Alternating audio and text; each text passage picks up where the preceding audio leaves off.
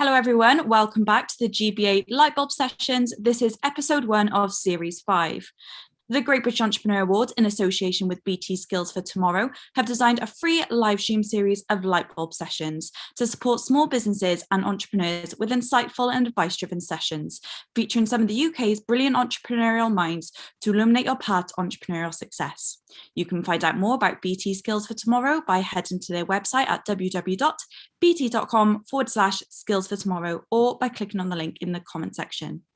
In this session, GBA founder Francesca James will sit down with founder and CEO of Storyterrace, Rutger Brunin, to talk about the importance of storytelling for your business and interpreting this through press, marketing, sales, and advertising.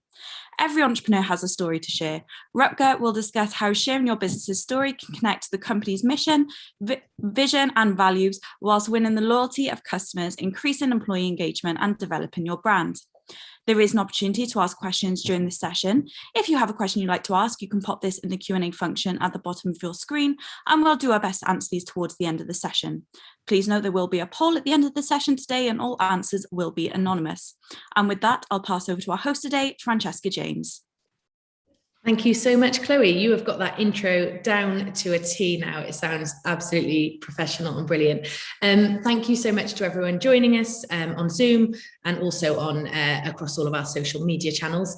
I'm Fran. I'm the founder of the Great British Entrepreneur Awards, and many of you on the call will know exactly who we are and what we're about. But the reason I'm so excited about today's session is that when we launched the Great British Entrepreneur Awards, our key strapline was that entrepreneurs are as much about their story as they are their balance sheet. And over the past 10 years, we have told some phenomenal stories of entrepreneurs just like you about where they've come from, their business journey, and their personal lives intertwining with that.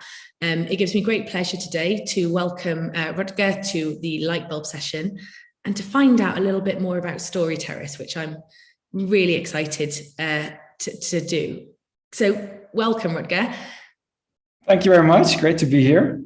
Can we start by you giving the sort of the I was going to say the elevator pitch, but maybe what about the den pitch that you've given for Storyterrace? Oh, the den pitch. I really tried to memorize that because I didn't want to screw up. But normally I'm a bit more free-flowing than at the den. So either way, my background is quite different from running a consumer tech startup. I started off in management consulting, and then I went into private equity. But Storyterrace actually goes back way before that because I spent a lot of time with my grandparents. And my grandfather specifically was a great storyteller. I would go to them over the holidays because my mom, she worked as an academic from home. I loved sports, so I was quite noisy with tennis balls, footballs. So it was a good idea sometimes to send me to my grandparents. And my grandfather and I, we would play backgammon, which is a board game. And he would smoke cigars and he would tell me stories the whole time. It would just be non-stop, and it would be about the Second World War, about how he moved with my grandmother to the Caribbean, where he worked as a doctor, about traveling, sports, and I really connected with those stories, and I enjoyed spending time with him. But after he passed away, those stories faded much quicker than I expected, and it wasn't because I listened to it. It's just it was so different from him telling it than me trying to remember. And I've been thinking around that problem ever since. And why do we lose the stories of the people we care about? Why don't we record our own stories in a better way? So throughout the other jobs that I had, I've been trying to think of different solutions, and none of them really seemed scalable ideas until I saw freelancer.com plan an IPO, and I realized how many freelance writers there were, people with really great degrees, fantastic publications, and they were all offering their services. And then I thought I can actually now use writers also coupled with better on-demand printing techniques so that you could just not print just a page, but a beautiful book on demand and really create a company where we can make sure that anyone gets to capture their life story in a meaningful way. Fantastic. You certainly have got that down to a T. And now, look, we're in a room today, albeit virtual, full of brilliant entrepreneurs. And entrepreneurs, whatever their industry, whatever their stage of business, they've all got incredible stories. They've all started a business to answer a question, to solve a problem, to change the world. So entrepreneurs all have stories, but what makes a really great entrepreneurial story? And how do entrepreneurs tell that? Yeah, I think for me, it's about three different things. First of all, it has to be authentic. Because I think especially as an entrepreneur, you are the business, and the earlier stage the business are, the more you are the business. So if you start getting away from being yourself, your story won't come across because people will notice it. I remember I was in the US talking to investors, angel investors, and a guy gave me the advice to be more like Travis. I'm like, Travis Kalanick? Is that who he wants to be more like? And I felt he was the opposite kind of entrepreneur that I wanted to be with storytellers. And so I reflected on it, why he said that, and what I could take away from it without being someone that I'm not. And that was that in the US, I have to pitch higher energy. I have to be sort of less reflective and more sort of painting the big picture quicker as opposed to the path towards that big picture. But yeah, I mean, I would say stay authentic is number one. Two, tell something people relate to. In my case, it's easy because most people relate to their grandparents. Most people, have lost a grandparent, or maybe all of them, and they would love to have more information about them and keep that and maybe pass that on if they're a bit older to their own kids. But for everyone, there is something that a lot of people can relate to. And then thirdly, you have to paint a picture so people can imagine it. Maybe you imagined how I was sitting with my grandfather because I told a few extra details about the backgammon board, cigar smoke. If I left those things out, it may have been quite dry and you wouldn't have remembered it in the same way. So it's picking out those things that can conjure up an image in the mind, I guess you would say a key to telling an entrepreneur's story. Absolutely. And then if you can connect that to someone's pain point that they can also feel, in our case, that they also wish they recorded something. Because I very often, in many times when I do a one-on-one, I explain what I do and why I started the business. People will say, yes, I also wish I did that for this person or that person. And then obviously that changes the conversation because they understand the problem that you're trying to solve. That, yeah, makes complete sense. We've touched upon what makes a good entrepreneurial story, but how about what makes a bad one? And I guess what I'm really asking is, what should you avoid in terms of storytelling? What are the mistakes that you see people make that maybe disengage or lose an audience in telling that story? I think one is to not be authentic because people will see it. If you're trying to say that you're changing the world by starting a new cola brand, I think, it's a stretch. It needs to be a really good story for people to believe that, and it can quickly be not authentic. I think, some people are also concerned about being sort of self-centered when they talk a lot about stories about themselves. But it really doesn't have to be, because you can talk about things that went wrong, that you did wrong yourself. You can be vulnerable in the way you talk about yourself. You can say how others helped you or collaborated with you, or what you learned along the way. So I think personally, the more open you are, the less you avoid telling a bad story. And then it takes practice. So the first times that you do your pitch or tell your story, it will be worse than, after you've done 10 of them.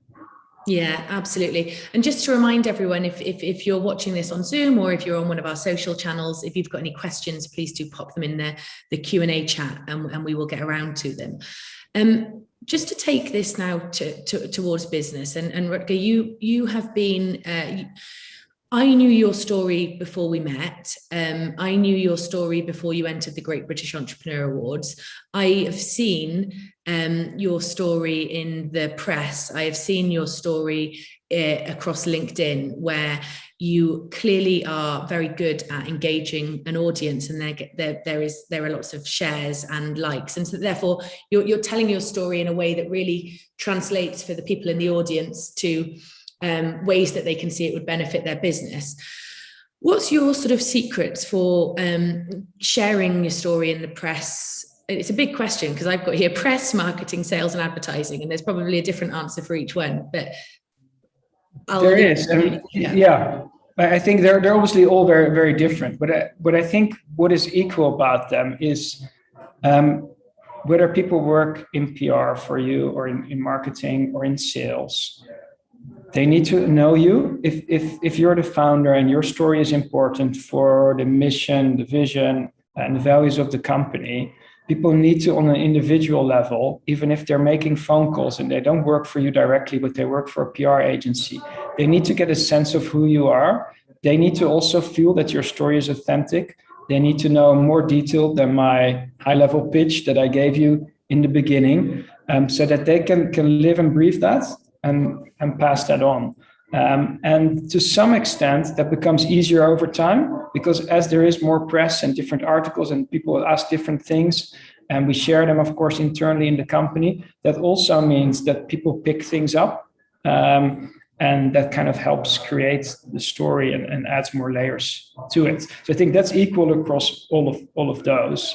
And then when it comes to PR, I think it's quite different whether you're a consumer brand, a generalist consumer brand, where it can really help you cut through the noise if you have a good story, and it's also something that fits with the times, you know? And sometimes you can mold it a little bit. And I think with us, with COVID, there's definitely been some benefit from press being interested in what we do, and because old people were lonely, we're afraid to lose our parents and grandparents. But if your story is more focused on business press in your specific segment, and maybe it's not as emotional as my story, that doesn't mean that you cannot do great storytelling, because you can tell a great story also about how your service, saved costs or time for a client and what impact that had on their business. And that can be something that really sticks with people that are actually interested in your service, maybe not with the wider public. So it's about looking for, I guess, a great story probably always has people at its heart. And I think if we can pull out that sort of human impact, human emotion, is probably going to pique if we're talking about press, for example, a journalist's attention more than something that doesn't and just talks about straightforward business metrics or a product, for example. Okay. I mean, I can't have you talked about how your story and your story essentially is also your pitch, and how that becomes better in time. And it might be that as you progress, I guess you'll be adding stories to it, you'll be adding layers to it. I can't have you here without asking how you went about perfecting telling that story to the dragons in the den, because that must have been quite an intimidating experience. And I'm sort of putting you on the spot a bit here, but it's something that I think that our audience would really like to hear about. Yeah, no, I'm happy to talk about it. I must say it's been very different to, in general, how I've been preparing, or now it's been very natural. I didn't start Storytellers from day one to having a team on day two and pitching to an audience. I just started telling people about what I wanted to do and why. And I've been thinking about the problem for a long time. When it came to Dragon's Den, it was more complicated. One, I normally tell my story alone. In this case, I was doing it with a colleague, so we needed to coordinate. Also, we knew we would be nervous. So I think when you're going to be nervous, whether it's because it's for TV or a big audience, or just because maybe you're not so experienced to speaking to a bigger group, or you don't like it so much, then preparation really, really helps, I think, because you have something to fall back on. Whereas now that I've told my story 100 times, I don't do it. So it then becomes a little bit more easy to be authentic and to adjust. But in that case, we were laser focused on practicing. So we pitched to a lot of people, some people who knew a lot about how to present yourself on TV, others just general friends and colleagues and investors.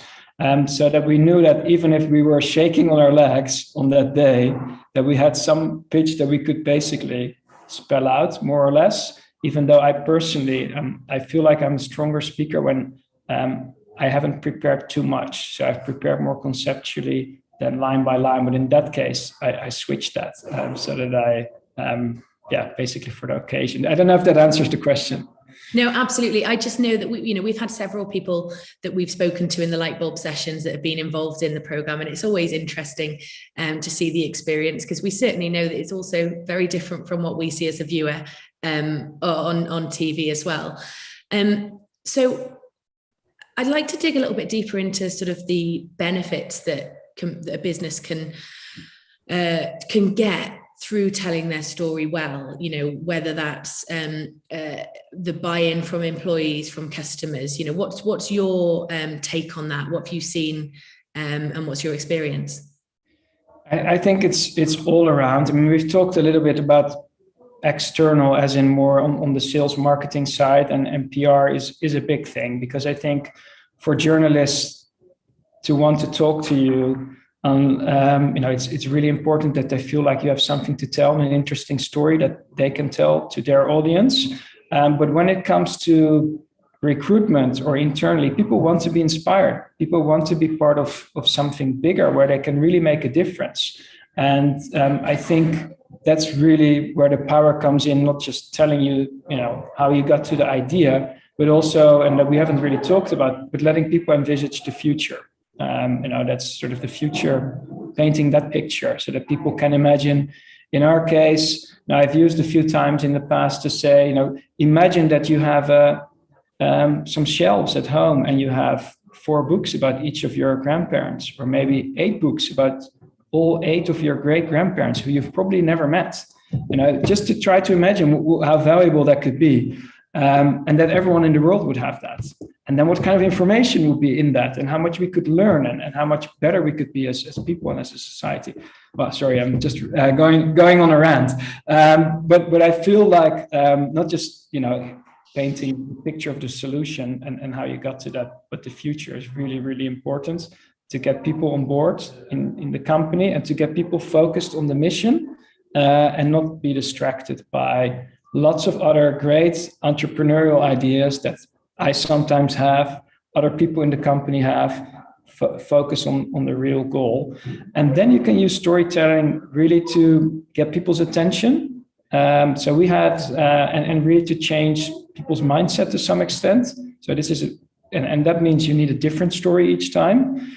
We had an all manager offsite. We have now 15 managers across the company, some in the US. They came over to London. Many people had never met before. 10 people joined in the last year. And I was excited everyone was there, but we also had some problems to solve. And I had been on holiday a couple of weeks before, and I told them the story that during my holiday, there were 10 different emails of project issues. We run 1,000 projects at the same time, but of individual project issues and HR issues. And basically what it meant was that people weren't resolving these issues without me. And that wasn't the right thing for us as a company. I know that. Actually, everyone in the team knows it. If I just told them that we should resolve issues lower without telling the story of my holiday, people wouldn't have listened to me in the same way, and they wouldn't have remembered. They're still talking about those 10 emails. And so I think those small things can make a real difference in using storytelling in that way. Yeah, I absolutely agree. We've had a couple of questions in. So my next question was going to be, should you be telling your business story from the start of your company? Harry Bevan has messaged in saying, as a startup, where do I start with telling my story? How do I know what people want to hear? And you mentioned in that last answer that it's not always about what has happened, it's about what is going to happen. So if you were a brand new startup, and Harry, if you want to type in the channel and remind us the industry that you're in, what would your advice be there when the business doesn't necessarily have a history to call upon just yet?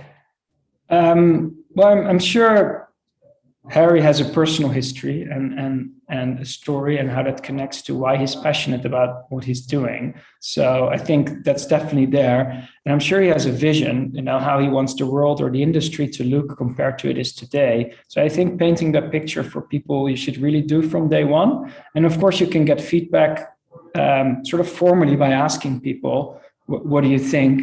But I think actually, if you just pitch it to anyone and everyone, and to be honest, when you're at a party, everyone wants to know what you do. And when you start a new business, they're even more interested. So you have a lot of opportunities to tell your story and to see how people respond just by the second question they ask. You can I think if people don't understand it, they ask a question that surprises you, which is then usually down to your own pitch. And then you can just go back and ask, like, why didn't you understand that part? Or just do it. And you mentioned then asking people why they didn't understand it. I think that sometimes we can get caught in our own industry and our own acronyms and our own terminology and think that it's just sort of second nature and understood by everyone. You know, I've got friends that probably only just now understand what we do above and beyond putting on an award ceremony. So how important is it to perhaps tell your story to people outside of your industry to really get it formulated, perfected, understood by a wider audience? Yeah, I think, especially for consumer business, that's really important because it tends to be broader. But I think even within an industry, you can take some acronyms sometimes from, say, your previous employer, and everyone understood it, and then not even it translates to the industry. And you may be talking to someone who's new to the industry, but they may be a buyer of your product. So when I think about our all hands, which has 60 people, the way I present, I always think about the people who joined the company the last. So we actually don't use acronyms unless we explain them in the company, for example. But it also goes down to even why we look at a certain slide every week. I try to repeat it every 4 weeks or so, or why we have a certain section. And that's something I had to learn over time. I was, to focus probably on telling something interesting and new to people who have been there a long time. But I've kind of switched, and the starting point is those who are new, and they need to be able to follow what we're talking about. Thank you.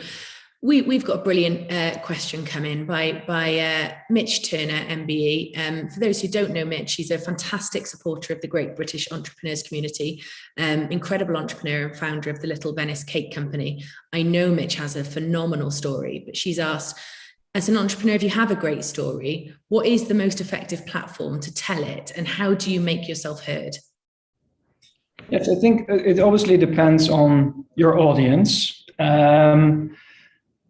Some audiences are on Facebook, others are on Instagram, and that has to do with age. We have two customer groups in our case. One are people who give our product as a gift, so they tend to be in their 30s, 40s, 50s, and give it to their retired parents. And then we have older people who buy the product for themselves, and they use different platforms.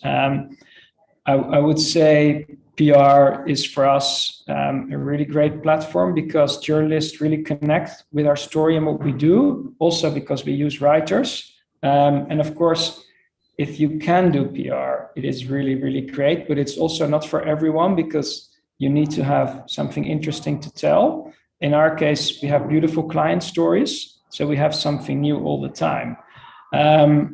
But if you're a more visual brand, then Instagram makes a lot of sense. If you have B2B buyers, LinkedIn. So it's really about following your audience and then adapting your style to the way people communicate on those platforms would be my advice to entrepreneurs. Thank you. And what tips and tricks, you said you obviously use writers. I mentioned to you before we went live on this that I'm already eyeing up getting Story Terrace as a present for my two of my grandparents who are alive, because I just think it's wonderful to capture them. And now I can see the bookshelf that you talked about, and I can see them on.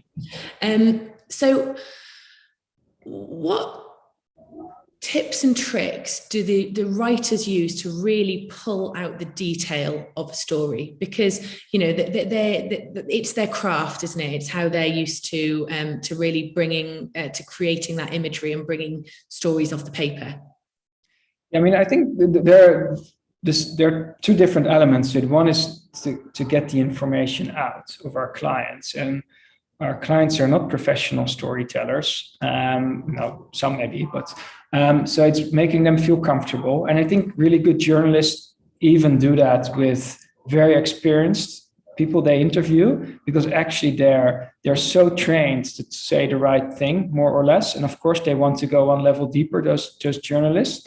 So it's always about making people feel comfortable and building a connection. As a company, we help with that because we match people with a writer that naturally fits with their personality and their background, whether it's a cultural background or a professional background. But journalists do the same thing. They try to find ways to build a connection with someone, even if they have 15 minutes to interview them, and not many hours like we do. So that's basically the starting point, to then ask more difficult questions, and that people will answer in an honest way.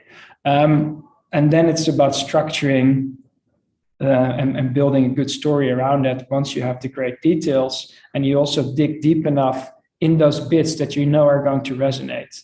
And I think that's the difference between a good interviewer and a great writer, is that they know when they're interviewing that this is going to connect with the audience. So they dig deeper and they build, a more colorful picture around that. Thank you. We've got another question in here from Karina, who says, for business owners or entrepreneurs who do want to use storytelling in their business, but are afraid to be vulnerable, maybe because it doesn't fit with their business or brand, or they personally aren't used to telling stories, what would be your advice as to how they can overcome the fear of other people's opinions? I wasn't naturally very comfortable talking to myself or going on TV. A friend of mine, he went on with his business Pasta Evangelists, and he told me, you have to go on Dragon's Den. It's great for your business. I said, I don't think that's for me. I don't think that's me. And then he came back on it and he said, we had so much impact. It was really good for the business. And then I thought, why did I start Storytellers? Because I want everyone in the world to capture a life story in a meaningful way. Is it going to be helpful in that program? Yes, I'm going to have to get over it. So I think if most people know it's the right thing to do, to be more vulnerable, to be more open, to share more about themselves for their business, but they find it hard. Go back to the goal. Why did you start the business? And just try it, and you will slowly become more comfortable with it. Great advice. Pastor Evangelists are another great British entrepreneur alumni brand with a phenomenal story. So this is, it's similar, but I think this is something that everyone can relate to. So many businesses in such diverse industries went through struggles during the pandemic. There's probably nobody's story that hasn't been rewritten slightly because of the last 18 months or 2 years. Do you think it's important for entrepreneurs to put the stories of those struggles, maybe even failures, out when they're telling the story? And what would be the benefits of that? I think you mentioned vulnerability, but I'd love to ask you that huge question. Yeah, I mean, it's a very difficult question. I think it obviously depends on your product and your situation, especially the struggle you're talking about. I mean, if you have massive staff turnover, and that's a difficult story to tell, that's not going to resonate very well with your clients. Even if you say, but I really recruited great people now to come in afterwards. I mean, who cares? And maybe, did they really recruit great ones? On the other hand, if you invented a better process and that is better for your clients, that's a great story, how people came together in your company. In general, I would say there's a bit of pandemic fatigue. I think we're definitely not in our PR efforts focused on the pandemic at all at the moment. So consciously, you're maybe not focusing on that element of the story. I guess, although you said that, as a result of the pandemic, maybe for your business in particular, people are realizing that cherishing and keeping memories is more important. So are you saying that that's not something that you're using in your outward messaging? The messaging, yes, around don't wait, and we should cherish the stories of people and veterans and Remembrance Days coming up, but we're not relating much to the pandemic, because in our view, the people are a bit tired of the pandemic and hearing about the pandemic. So I personally would be careful with it. But these things change, they ebb and flow. And that's how, I guess, PR works. And that's why I'm not a specialist in that. I listen to people who give me advice as well to say what currently resonates with journalists. I remember we were on Dragon's Den the day before the lockdown started on a Sunday. And we had big plans around getting more PR and talking about story terrace. And no one could talk about anything but the lockdown and the virus. And there was so much unknown. And we just had to swallow it and accept it. And that's how the news agenda moves. Or if a prime minister, drops out, then things change. Yeah, absolutely. And we've got a question in here. I don't know who it's from. It's anonymous. As a small business, do you think that sharing my entrepreneurial story will make me stand out from the larger corporates? Do you think it will help me win customers? Definitely. I think for large corporates, it's always more difficult to tell that authentic, genuine story. And so you always, that is a bit of the edge that you have as a founder-run company. It doesn't mean that they don't have a mission and they don't care about their mission, but CEOs change and they're a bit less faceless sometimes. So I would definitely use that to your advantage. And the next question I had is whether somebody should separate their individual story from their business. Obviously, you're saying that that's actually a competitive advantage that a small business has over a larger. So I think I know your answer to this, but I was going to follow it on with, I've still got that picture in your head, whether it's right or wrong, in my head, whether it's right or wrong, of you and your granddad playing backgammon with him smoking a cigar. And, I've conjured up that image. How often do you tell that to your consumers? Or is that something that maybe makes up more of your PR efforts? How often do you? I tell the story a lot, and whether that is, when I meet someone new who, may want to work for Story Terrace or for an event like this, because that's the real story, and people always want to know why you started the business. So, and of course, sometimes I tell a little bit different detail than another time, but that's there, and we do use that also on our website because that's our background and people want to know who we are and why we care about this problem. So it probably, when I look back when I started the business, I would have said, oh, we're overusing it and I wouldn't be comfortable with it. But I've learned to appreciate that that is really important, and that's, it's my problem that I'm not comfortable with, seeing myself and a story which is very personal everywhere. Yeah, you mentioned then you tell it when you meet new staff, which I think is really interesting because so many businesses right now, and I was on a round table this morning, and one of the key challenges is around, finding people, finding talent. Do you find that that your story offers, does it get more buy-in from people as opposed to, a sort of straightforward job interview and job offer? Do they relate to that and get excited about that as much as the job description? I think so. Yeah, and I think in general, and people that want to work for a startup, they're quite keen to meet the founder. So already, I think it helps in recruitment to take the time for that, and then they want to meet because they want to understand your background story, although they've probably read it already, but also, of course, what your vision is and your strategy. So I think, recruiting is hard at the moment, as everyone probably knows that is listening in. So I do make time for that. Great. And talking of the team that you've already got, we've got another question from Harry here. Is it important for my team to also share my entrepreneurial story? So, is that important? And how do you do it at Story Terrace?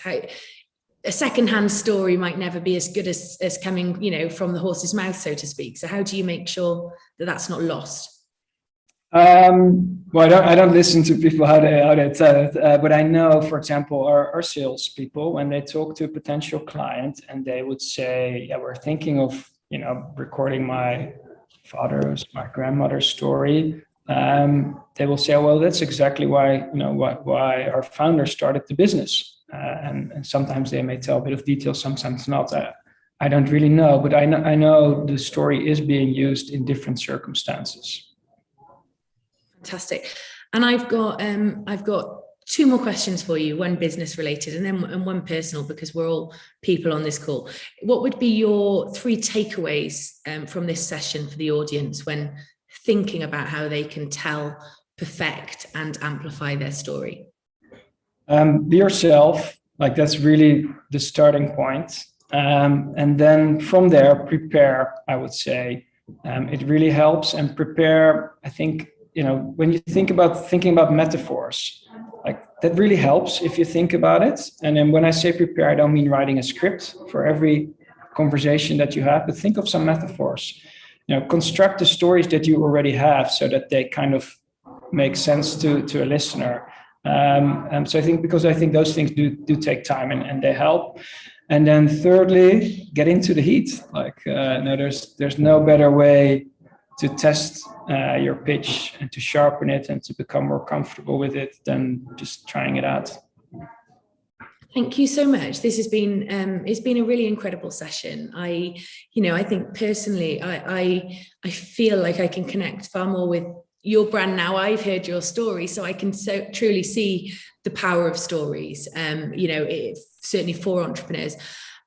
I don't want to leave today's session, and I know I'm sort of, this is about business as opposed to personal, but I think Story Terrace has got such a compelling offer. How do people find out a little bit more about, how they can preserve their family stories, and how do they connect with you after this? Yeah, the best thing is to go to the website, storyterrace.com. So it's TERRACE.com. Sometimes people hear it the wrong way. We're obviously on Instagram, Facebook, Twitter, LinkedIn, and I'm on LinkedIn as well. I'm happy to answer follow-up questions on Twitter, or my Twitter handle is Rutger now. It's probably easier to connect with me there than on LinkedIn, because I try to avoid getting all these sales pitches on LinkedIn. Yeah, I can imagine. Well, look, I think you are going to get some messages, because there's a few questions still coming through, but obviously we're just about to finish up. Rutger, thank you so much for your time. It's been incredible. And thank you for being part of the Great British Entrepreneurs community. It's really great to have you involved and as part of this community of brilliant people. Great. Well, thanks for the great questions. And it's been a pleasure. Thank you. Thank you so much, Rutger, for sharing your expertise and knowledge with us today. It's been great to have you with us. We'll be back at the same time next week with Global Customer Success Manager at LinkedIn, John McGrath, as he'll discuss building your brand and social presence on LinkedIn. If there is anything you'd like to catch up on from today's session, we'll be sending out a replay of this recording later on today, and you can find the replay and future sessions at www.lightbulb-sessions.haysummit.com. Thank you very much for joining us today, and thank you again, Rutger and Francesca.